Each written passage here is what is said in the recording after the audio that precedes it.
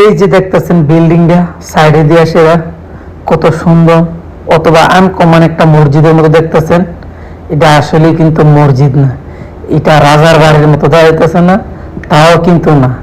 সে একজন সৌদি আরবের সৌদি লোক, সে তার গেটটা এত সুন্দর ডিজাইন ভাবে বানাইছে, তার বাড়িটা ভিতর দেয়া রাস্তার চতুর্দিক দিয়ে বিল্ডিং, এত বড় সাইড দেওয়াল দিছে, বুঝছেন?